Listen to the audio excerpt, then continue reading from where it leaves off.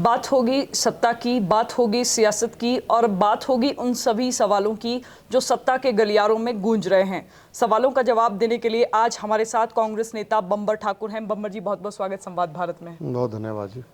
आप जो भी बात करते हैं, आप सीधी बात करते हैं, धाकड़ तरीके से अपनी बात रखते हैं। आप पर त्रिलोक जम्वाल जो कि बिलासपुर से विधायक हैं, बार बार आप लोग एक दूसरे पर आरोप और प्रत्यारोप लगाते रहते हैं। त्रिलोक जम्वाल आपके ऊपर बोलते हैं, आप त्रिलोक जम्वाल के ऊपर बोलते हैं। ऐसे में जनता पूछ रही है कि हम विश्वास किस पर करें। जो वो पूछते हैं आप मेरे से वो पूछिए, मैं उसका जवाब देता हूँ। और जो मैं पूछता हूँ आप उसका सटीक जवाब उससे पूछिए। जनता को खुद ब खुद पता लग जाएगा कि सच्चाई क्या है। सवाल जो मैं पूछता हूँ उसका जवाब वो नहीं देते, जो वो मेरे से पूछते हैं उसका जवाब आप मेरे से सवाल करिए, मैं देता हूँ आपको। देखिए, आप पर वो आरोप लगाते हैं कि आप पर एफआईआर्स हैं, आप पर भ्रष्टाचार के आरोप हैं, आपकी ब्यूरोक्रेसी नहीं सुन रही है, आपके प्रदेश के मुख्यमंत्री नहीं सुन रहे हैं। इन बातों में कितनी सच्चाई है? क्योंकि जब भी हम देखते हैं, आप हाल ही में विधानसभा सेशन में भी हमने देखा कि धरना प्रदर्शन कर रहे थे। ये सब की जरूरत क्यों पड़ रही है बंबर जी? देखो, ऐसा है कि वो मेरे ऊपर, आपका प्रश्न है कि वो मेरे ऊपर आरोप लगाते हैं कि मेरे ऊपर एफआईआर्स हैं। इसमें कोई दो राय नहीं है कि मैंने स्टूडेंट पॉलिटिक्स से लेकर के अब तक आंदोलन किए हैं और आंदोलन के माध्यम से मैंने अपनी डिमांड मनवाई है। बिल्कुल। चाहे वो बैरिज-लोला पुल के ऊपर मुख्यमंत्री के घेराव की बात हो, चाहे जेपी नड्डा के घेराव की बात हो, तो जब घेराव करेंगे तो केस तो बनेगा, सड़कों पे बैठेंगे तो केस बनेगा। तो मेरे ऊपर जो भी केसेस बने वो पॉलिटिकल थे और सब केसेस में मैं बाई इज्जत बरी हुआ हूँ। और 3 केसेस में तो न्यायालय से ये फैसला आया है कि ये केस अल्टीरियर मोटिव से बनाया हुआ केस है, to tarnish the image of Bambar Thakur. अब इससे आगे क्या चाहिए उनको? लेकिन वो व्यक्ति कभी किसी आंदोलन में नहीं गया, तो जो आंदोलन में जाएगा नहीं, जो हड़ताल नहीं करेगा, जो जनता के हित को उठाएगा नहीं, उसके ऊपर कौन सा केस होगा? है ना? तो इस बात का जवाब तो ये है कि केसेस बने, बट मेरे ऊपर मेरे को किसी से कोई सज़ा नहीं हुई, मैं बाइज्जत भरी हुआ हूँ। और न्यायालय के फैसले जो आए हैं उनको पढ़ के देख लीजिए। वो एक आरोप ये भी लगाते हैं, हमने देखा बिलासपुर में बोलते हैं चिट्टा माफिया को डीसी ने केस संरक्षण किया, देते ऐसा हैं। कहते हैं। डीसी ने केस किया है। हाँ, तो डीसी ने केस किया तो मैंने डीसी का घेराव किया। डीसी जनता की बात को नहीं सुन रहे थे तो मैंने घेराव किया डीसी का। यदि बेलगाम हो जाए, जनता की बात को ना सुने, तो क्या डीसी के का घेराव करना हमारा कर्तव्य नहीं है? मैंने किया, आगे भी करूँगा। बंबर जी, सवाल ये है कि अपनी ही सरकार में आपको आंदोलन अपनी का सरकार रास्ता क्यों चुनना अपनी पड़ रहा सरकार है? के अंदर नहीं हुआ है केस, वो पहले हुआ है, बीजेपी की सरकार के अंदर हुआ। नहीं, हाल ही में आपने अफसरों पर भी सवाल उठाए थे। जब आपका धरना प्रदर्शन था, हम आपके स्टेटमेंट्स भी सुन रहे थे और आपने साफ तौर पर कहा था कि अफसर सुन नहीं रहे हैं। क्या आप सरकार या मुख्यमंत्री की कार्यप्रणाली पर भी सवाल खड़े कर रहे हैं? मुख्यमंत्री जी एक गरीब परिवार से उठ कर के आए हैं और ये गरीब लोगों की दर्द को समझते हैं। भारतीय जनता पार्टी के नेता जयराम जी और सब बड़े नेता नड्डा तक दिल्ली में ये प्रयास कर रहे हैं कि हिमाचल प्रदेश को तंग किया जाए, पैसा रोका जाए। ऐसी परिस्थिति में मुख्यमंत्री जी ओवर बिजी हैं और यदि कहीं पर को निचले स्तर पे यदि कोई कोताही हो रही है तो उसको अपोजिशन ध्यान में लाए। इससे बेहतर है कि मैं ध्यान में लाऊं, तो मैं मुख्यमंत्री जी के ध्यान में लाया। मुख्यमंत्री जी ने कहा कि इस पर हम कार्रवाई करेंगे। वो माइनिंग कर रहे हैं ना वहाँ पे, उससे सीधा जवाब पूछिए कि तुम माइनिंग नहीं कर रहे हो, या जो माइनिंग कर रहे हैं तो आप उसकी डिमांड क्यों नहीं करते? आप अपोजिशन का काम नहीं है। पर जब माइनिंग में मशीनें अपनी लगी हैं, रेलवे की 17 number tunnel, 18 number tunnel, 19 number tunnel, तीनों टनलों में भारतीय जनता पार्टी के इस व्यक्ति की मशीनें लगी हैं, इसके डंपर लगे हैं। बिलासपुर चुनाव क्षेत्र के सारे नौजवानों का रोजगार जो है अकेले आदमी ने कस लिया है। ठीक है, तो हम अब नौजवानों की आवाज़ को हम नहीं उठाएंगे तो कौन उठाएगा? क्यों कहते हैं कि भी रेलवे डिपार्टमेंट सेंटर के अंडर है। नड्डा जी ने बिट्टू जी को फ़ोन किया जो रेलवे मिनिस्टर हैं, रेलवे मिनिस्टर ने दिल्ली से सारे ऑफिसर भेजे, सुबह 9 बजे पहुंच के बिलासपुर के लेक वी कैफे में वहाँ पर मीटिंग की सारे बड़े ऑफिसरों ने, और ये कहा कि त्रिलोक जुमाल के कहने पे सारी मशीनरी लगाओ, इसकी मशीनरी लगाओ सारी। तथ्य क्या है? ये ठेकेदार कर रहा है, तथ्य वहाँ सामने देखिए, आप आइए। देखिए ना कि किसकी मशीनरी चल रही है, मेरे कहने से नहीं होता। आप वहाँ देखिए आगे मशीनरी किसी की लगी है, टोटल मशीनरी इनकी है। बंबर जी, आप सरकारों की कार्यप्रणाली को बहुत अच्छे से समझते हैं, विधायक रह चुके हैं। ऐसे में जिस तरह से वर्तमान सरकार की बात हो रही है, आपने देखा आपकी पार्टी के सीनियर लीडर हैं कौल सिंह ठाकुर, उन्होंने भी कहा कि काम नहीं हो रहे हैं। हिमाचल प्रदेश में हाल ही में मिशन लोटस हुआ, जो भी नेता पार्टी छोड़कर गए उन्होंने कहा मुख्यमंत्री किसी की सुनते नहीं हैं। ऐसे में अब आपको लगता है कि मुख्यमंत्री की कार्यप्रणाली में पहले के मुकाबले सुधार आया है? मुख्यमंत्री जी की कार्य प्रणाली पहले भी ठीक थी, अब भी ठीक है। मैंने कहा कि इनको भाजपा ने तंग करके रखा हुआ है, पैसा रोक के रखा है, दिन रात हिमाचल प्रदेश की बेहतरी के लिए प्रयासरत हैं। ऐसे टाइम पे कहीं पे कोई यदि कोताही हो जाती है, कोई ऑफिसर यदि जनता के काम नहीं कर रहा है, आज उन्होंने फिर कहा है कि भाई फाइल कोई दबा के रखता है तो वो उसकी जिम्मेदारी है। तो उन्होंने जब कहा तो मुख्यमंत्री जी ने कौल सिंह जी को फ़ोन करके बुलाया और जो उनकी गिला शिकवा तो दूर हो गए। ये पार्टी लाइन की बात है या मन की बात है आपकी? ये मेरे मन की बात है। मैंने भी कहा उनके पास कि आपने अप्रूव किया लेकिन आगे इम्प्लीमेंट नहीं हुआ। राजीव जी को कहा तो आगे से इम्प्लीमेंट नहीं हुआ। तो उन्होंने, हालांकि मेरे को कहते अभी आते ही मेरे को पूछ रहे थे कि वो आपके फला फला काम थे, हो गए? मैं क्या हो गए सर। तो इनके ध्यान में लाना पड़ता है यदि कोई ऐसी बात है। तो इतना बड़ा स्टेट देखना होता है, तो ऐसे पूरे स्टेट्स के अंदर ऐसी छोटी मोटी घटनाएं कहीं ना कहीं होती रहती हैं। और इस प्रकार का जब मुख्यमंत्री एक ग्राउंड लेवल से नीचे से उठ करके बड़ी कुर्सी पे बैठा हो तो सबको खटकता है। तो इसलिए कोशिशें हो रही हैं इनको रोकने की। कौन कर रहा है? भारतीय जनता पार्टी। अपने लोग भी हैं कुछ शामिल? अपनों, अभी ऐसी जगह कौन है? अपनों से लड़के आगे निकलना पड़ता है या सब जगह होता है? ऐसी कौन सी जगह है? तो अभी ये है कि भाई JP नड्डा जी और जयराम जी मिल करके सेंटर से हमारा राइट है उसको रोक रहे हैं। तो ऐसी परिस्थिति में भी लड़ रहे हैं, जूझ रहे हैं, प्रदेश को आगे बढ़ा रहे हैं। सियासत में तो आपके विषय में भी एक चर्चा होती है कि अपने ही लोग बंबर ठाकुर को मुकाने निकले हैं। हाँ बिल्कुल निकले हैं, वो तो आज से शुरू से ही लगे हैं। लेकिन मुख्यमंत्री जी ने उनकी पहचान की है, तो आने वाले समय में सब ठीक ही होगा। देखिए, त्रिलोक जम्वाल ने प्रेस कॉन्फ्रेंस की, उन्होंने कहा कि बंबर ठाकुर बिलासपुर में चिट्टा माफिया को संरक्षण दे रहे हैं। साथ में आप पर गोली का भी जब जिक्र आता है तो उन्होंने कहा कि ये इनका आपसी गैंग वॉर है और जब से आप सक्रिय हुए हैं तब से बिलासपुर में गैंग वॉर हो रहे हैं। विपक्ष के विधायक के इस आरोप को आप किस तरह देखते हैं? वो तो JP नड्डा के घर में राशन और सब्जियां पहुंचाने का काम करता था, चाहे शिमला की बात हो चाहे बिलासपुर की बात हो। वो कोई लीडर थोड़ी है।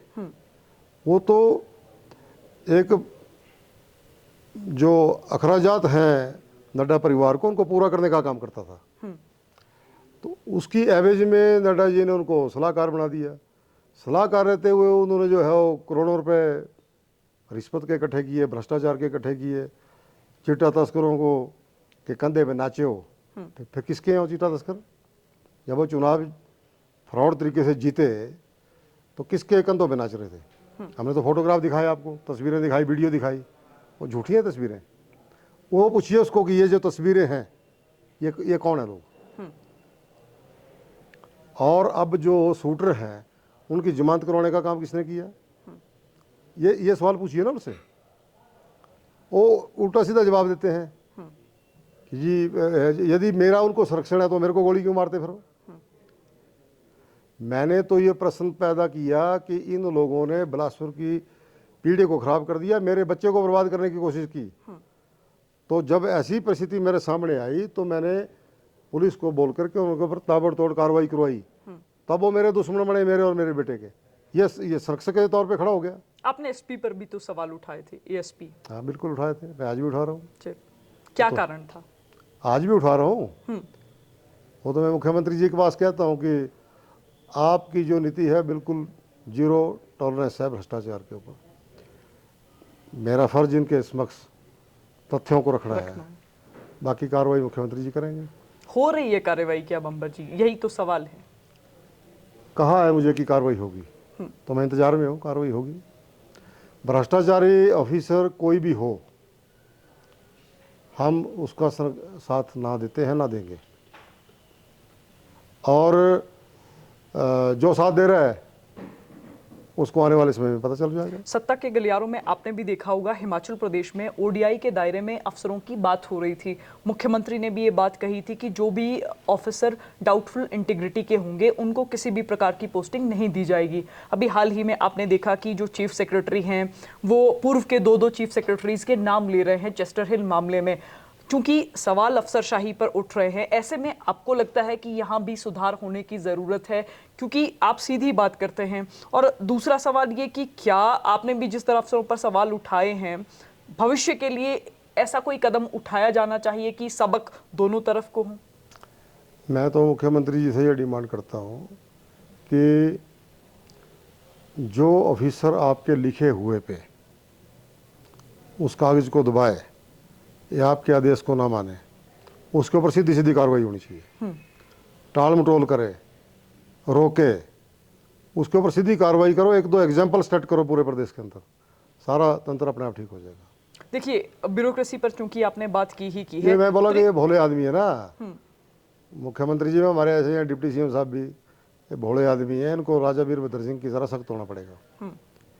तो राजा साहब की तरह सख्त होंगे तो एक दो जब आईएएस जब जाएंगे जेल की सलाखों में तो सब ठीक हो जाएगा। क्या फर्क देखते हैं आप पूर्व मुख्यमंत्री वीरभद्र सिंह और वर्तमान मुख्यमंत्री सुखविंदर सिंह सुक्खू में? सुखविंदर, मैंने कहा कि ये ऐसा इस तरीके से चलते हैं कि सबको मैं अपना बना लूं, लेकिन जो चालाक लोग हैं वो समय निकालते हैं अपना।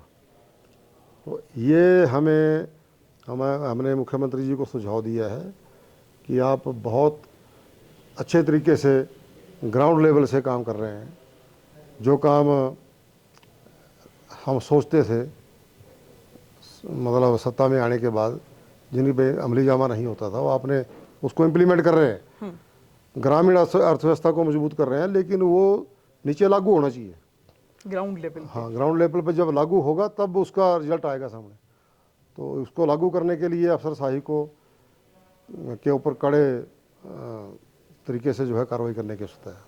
देखिए, टाइम बाउंड करना पड़ेगा इनको। हाँ, फॉरेस्ट डिपार्टमेंट में सीएम साहब ने किया है कि युवक मंडल, महिला मंडल की कोई संस्था है, फॉरेस्ट का एक टुकड़ा, उसके ऊपर पौधे लगाओ। यदि वो नेक्स्ट ईयर में 50% जिंदा रहते हैं तो उनको 1 लाख रुपए उस सहायता राशि देंगे। लेकिन हमारे बिलासपुर में मैंने अपने डीएफओस को पूछा तो उनको, हाँ जी हमने कर रहे हैं। भाई उसको इम्प्लीमेंट करने के लिए जो है वो उनको टाइम बाउंड करो। हॉफ को कसो, जरा वहाँ पे बुलाओ हॉफ को कि भी क्या कर रहे हो तुम यहाँ पे बैठ के, कुर्सियाँ तोड़ रहे हैं ये लोग। तो ये इनके ऊपर हम जब बोलते हैं तो फिर ये आपसे तिल मिलाते हैं, लेकिन अब बोलेंगे नहीं तो फिर सीएम साहब को भी क्या पता लगेगा। बोलने से कई बार मुख्यमंत्री भी तो है ना, वो नहीं होते नाराज, वो नहीं नाराज होते। वो बोलते अच्छा किया आपने बताया, मेरी नॉलेज में लाए। नॉलेज में तो लाना पड़ेगा, इससे पहले कि वो लाएं दूसरे, तो हम लाएं, ये हमारी जिम्मेदारी है। तो हम कोई कमी यदि है नीचे और वो इम्प्लीमेंट नहीं हो रही है तो उसको गवर्नमेंट तक लाना वो हमारा परम कर्तव्य है, उसको हम कर रहे हैं। और उसमें मुख्यमंत्री जी, डिप्टी सीएम साहब को नाराज नहीं होते, कोई नाराजगी वाली कोई बात नहीं है। कोई मंत्री नाराज नहीं होते, बोलते खुश होते हैं कि अच्छा है आपने हमें बताया। देखिए, त्रिलोक जम्वाल, चूंकि आप दोनों में शीत युद्ध है एक तरह का, वो आप पर ये भी आरोप लगाते हैं कि आप कहते थे कि सरकार आएगी तो मैं चेयरमैन बनूंगा। वो कहते हैं कि सरकार भी आपकी नहीं सुनती है। बिलासपुर में जो रीजनल कार्यक्रम होते हैं उनमें आपको न्योता नहीं दिया जाता। क्या ये बातें सच हैं? क्योंकि या फिर बिलासपुर में जो कार्यक्रम हुआ, नलवाड़ी मेले की बात कर रहे हैं, नलवाड़ी मेले में तहसीलदार मेरे को न्योता देने आया। ऐसा नहीं है कि न्योता नहीं दिया। प्रश्न ये है कि जो तहसीलदार साहब को उन्होंने भेजा कि आप मेले में आएंगे, हमने कहा कि आपने एडमिनिस्ट्रेशन ने अपना मीटिंगें करी और उसमें आपने नलवाड़ी बैलों के मेले के अंदर आपने कुत्ते बुलवा लिए और महिला मंडलों का आपने रेट नहीं बढ़ाया। तो मीटिंग में हम होते तो हम इसको करते। अब जो 1984 से महिलाओं को देते थे, 294 रुपये दे रहे एक महिला को, और बाहर के कलाकार 20 लाख, 22 लाख, 25 लाख, 10 लाख। तो ये हमारे इशू थे। मैं क्या इसमें हम नहीं जाएंगे। आपके जिला से मंत्री हैं धर्माणी, क्या उनसे कभी बातचीत होती है उनको सहयोग देखना समन्वय चाहिए को था, लेकर? ये मंत्री जी को देखना चाहिए था कि बिलासपुर के जो सीनियर लीडर हैं उनको यदि वो मीटिंग में नहीं है तो हमें पूछते, एडमिनिस्ट्रेशन को पूछते। अब उन्होंने नहीं पूछा तो हमने अपनी बात रख दी कि उन्होंने हमें मीटिंग में नहीं पूछा, मीटिंग में नहीं बुलाया। जब मीटिंग में नहीं बुलाया तो हमने अपनी बात रखी कि हम फिर इस मेले का हिस्सा नहीं बनेंगे जिसमें बाहर के पंजाब के कलाकारों को 20 लाख 15 लाख 10 लाख दें और टेंट से लेकर के, कुर्सियों से लेकर के, साउंड से लेकर के सब बाहर के लोग हों। बिलासपुर के नलवाड़ी के अंदर पशुओं को कम बुलवाएं, कुत्तों को ज़्यादा बुलवाएं। तो ऐसी परिस्थिति में हमने उसमें जाना पसंद नहीं किया। जहाँ तक बोलता है चेयरमैन बनने की बात हो तो हम कल बन जाएं, पर बनना काहे के लिए चेयरमैन?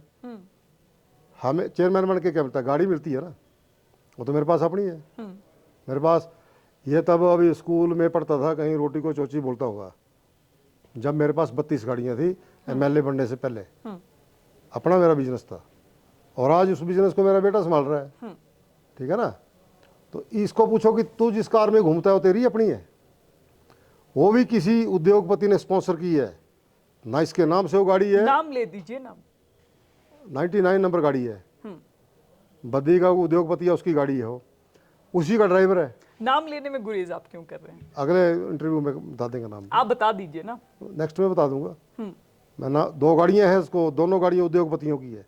अपनी तो कार भी नहीं है, अपना तेल भी नहीं डालता, तेल के पैसे भी बद्दी का उद्योगपति देता है जिसके साथ इसकी पार्टनरशिप चल रही है ना? तो ये चोरों के बादशाह हैं, चोर नहीं है। He is a king of chores, चोरों का बादशाह। यहाँ पे रिश्वत खाता था ट्रांसफरों की, है ना? और नड्डा का धौंस जमा करके जयराम जी को भी दबाता रहा, है ना? अब बोलता है, अब बिलासपुर में लगा कि हो सकता है कहीं अनुराग जी बन जाए सीएम, तो बोलता है कि आदरणीय मुख्यमंत्री अनुराग जी को भी चमची कर रहा है, उन्होंने बोला कि वो स्लिप ऑफ टंग। स्लिप टंग नहीं होता नेताओं की। मैं बोल रहा हूँ तो क्या स्लिप ऑफ टंग है? मैं जो बोल रहा हूँ। जान के चमचागिरी करता है, रात के अंधेरे में वहाँ भी मिलेगा जाकर के। नड्डा साहब आएंगे वहाँ तो चलो, मैंने कहा कि इसको घराटी बोलते थे इसको बिलासपुर में, घराट से आटा पहुँचाना वहाँ जाके, ये काम था इसका, सब्जियाँ पहुँचाना, राशन पहुँचाना।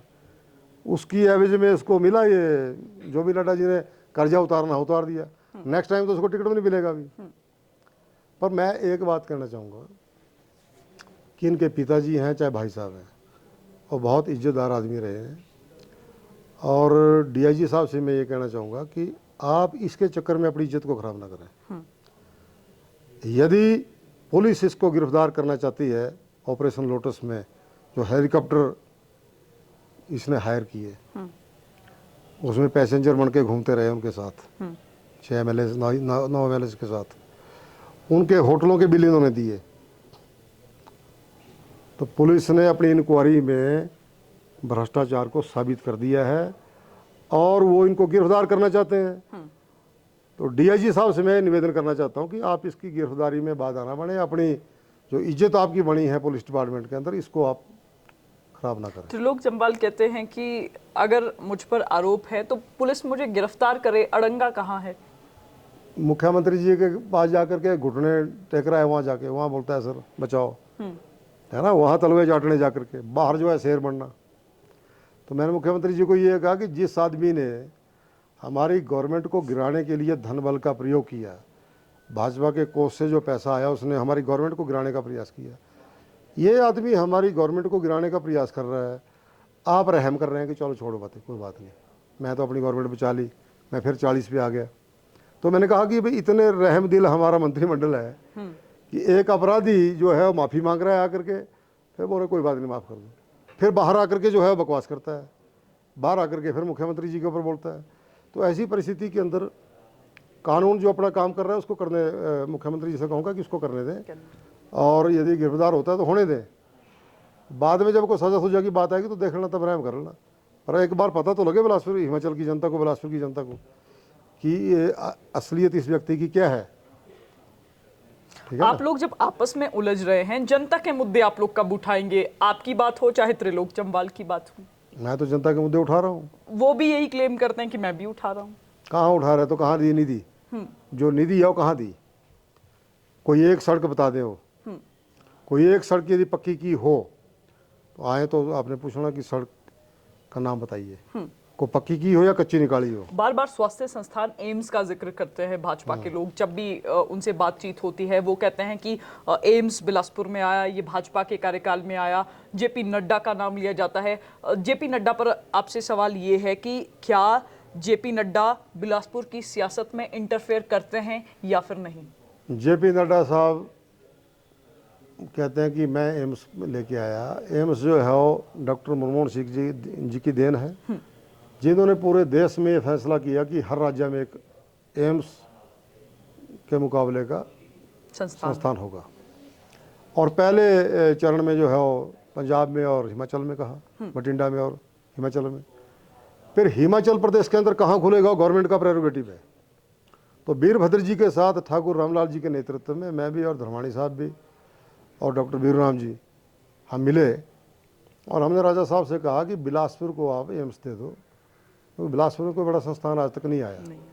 तो राजा वीरभद्र ने दिया ये और वहाँ पे ज़मीन दी। ये ठीक है कि उसके बाद स्वास्थ्य मंत्री नड्डा जी बने तो उन्होंने बजट का प्रावधान किया, पर एक ही बार होता है ना फाउंडेशन स्टोन। वो बजरी पूजन करने लगा है, बजरी पूजन हुआ, उसके बाद रेता पूजन हुआ, फिर ईंट पूजन हुआ, फिर सीमेंट पूजन हुआ, उसके बाद फिर ईंट रखी गई, तो सरिया पूजन भी हुआ अलग अलग डेटों में, ताकि लोगों को लगे कि वाकई नड्डा साहब लाए इसको। मतलब रेता पूजन, बजरी पूजन, सीमेंट पूजन, ईंट पूजन और सरिया पूजन 5 महीनों में 5 बार आए। उसके बाद फिर काम चलाया धीमी गति से। फिर जब वो चुनाव नहीं जीत सके तो मोदी साहब को लेके आए मेरे चुनाव क्षेत्र में, प्रधानमंत्री जी की रैली कराई उस वक्त भी और इस बार भी। इस बार तो गली गली घूमे, फिर इतने बड़े स्तर के नेता हैं तो गली गली क्यों घूमे? फिर 6-6 आदमियों की मीटिंग भी ली। मैं तो अपने चुनाव क्षेत्र में अकेला जाता था। वो कौन कौन जाते थे?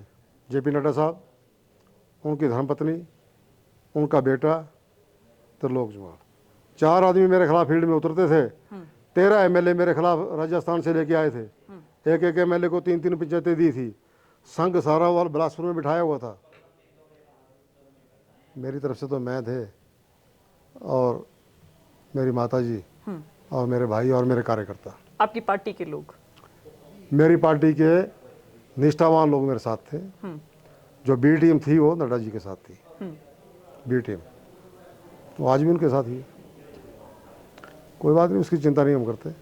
ऐसी टीमें हर जगह होती हैं। अब वो पेट्रोल पंप ले रहे हैं जेपी नड्डा से, जेपी नड्डा से अपना कारोबार चला रहे हैं, तो कोई बात नहीं, उनकी रोटी रोजी चली है इस काम से तो चलने दो। देखिए, आज आप लोगों की कार्यकारिणी की बैठक थी, क्या कमियों पर भी बातचीत हुई है? क्योंकि बहुत सारी कमियां थी। अभी भी शिमला ग्रामीण और ज़िला किन्नौर को भाजपा का जिलाध्यक्ष नहीं मिला है। ऐसे में आगे आने वाले समय में पंचायती राज चुनाव हैं। आपको लगता है कि देरी हो रही है और इस देरी का खामियाजा कहीं ना कहीं हमें चुनावों में भी देखने को मिलता है? वो 1-2 दिन में हो जाएगा। 1-2 दिन में। अभी कार्यकारिणी तो ऑलमोस्ट बन गई है, ब्लॉक प्रेसिडेंट और डिस्ट्रिक्ट कार्यकारिणी बननी है, वो 1-2 दिन में हो जाएगी। रजनी पाटिल ने आपसे ये बात की है? हाँ, कहा है हो जाएगा। आपका बहुत बहुत सब ठीक होगा। आपका बहुत थैंक यू वेरी मच। सत्ता और सियासत की सीधी बातचीत में बिलासपुर के कांग्रेस पूर्व विधायक बंबर ठाकुर हमारे साथ थे। बात हमने सीधी की और जो भी आरोप बंबर ठाकुर पर लग रहे थे, बंबर ठाकुर ने सभी सवालों के जवाब दिए। तो फिलहाल संवाद भारत में अभी के लिए बस इतना ही। नमस्कार।